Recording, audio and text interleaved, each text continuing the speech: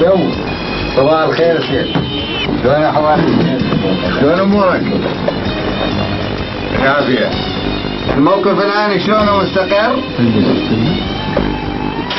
التحام مستمر. زخم العدو شلونه الان مقارنة بقبل ساعة؟ اقل بدا يفتر. ايه يصل. هذا هو من وصل هي يبدأ عاد يشغل من الخلف وحتما يتعبهم. هم إذا زخمهم فتر معناه بعد ساعة زمان تشوف وضعهم يصير غير شكل. واحنا سوينا ترتيب لتعزيزات جديدة لكم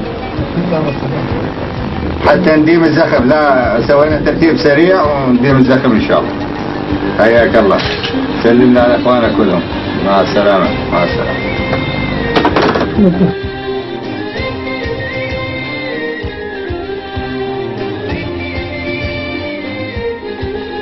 وبحيل الله رايتكم تظل بيضة وعالية وعلم العراق يظل يرفرف، ما تنحني سايريته، وكذلك رؤوسكم تظل عالية وما تنحني.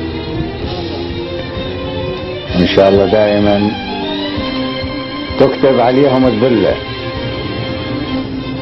ويكتب لهم الفناء، لأنهم على باطل وأنتم على حق. ليس لكم مع الشعوب إلا أن تريدون أن تعيشوا أعزاء أحرار كما ولدتكم أمهاتكم، ولكن كانوا مع الأسف مطية للأجنبي، وقد انكشفوا بسرعة،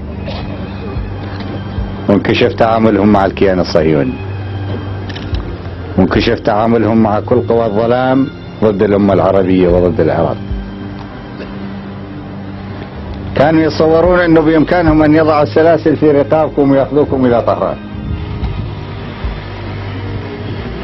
ويلحقون العراق كضيعة صغيرة تابعة إلى بلاد فارس، ولكن خيبتم ظنهم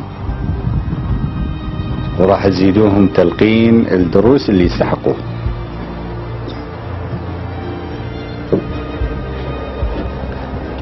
من عرفنا انتم في هذا المكان قلنا هذه فرصة ان نشوفكم مجتمعين، لانه ما بإمكاننا لو كنتوا انتم في خط التماس في اي قاطع من قاطع العمليات ما كان بإمكاننا ان نجمعكم كما هو الحال الآن.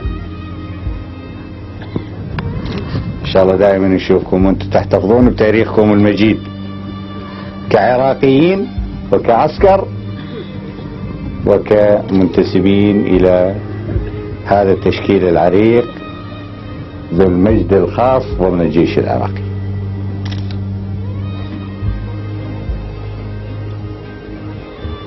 حياكم الله. ان شاء الله نشوفكم بعد المعركة ايضا وتكونون تقولون كاونا زين. ها؟ حياكم الله. فيما الله. فيما الله.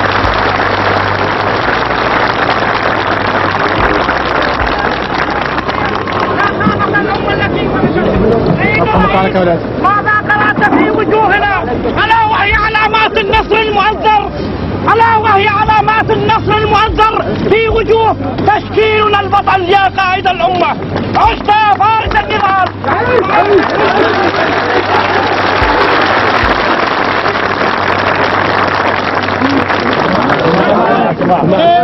المقاتل يجاوب على سؤالك، فليس هنالك أبلغ من الجواب اللي تتحدث عنه.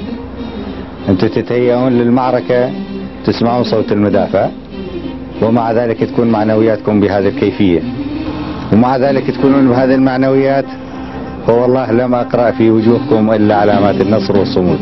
بارك الله فيكم.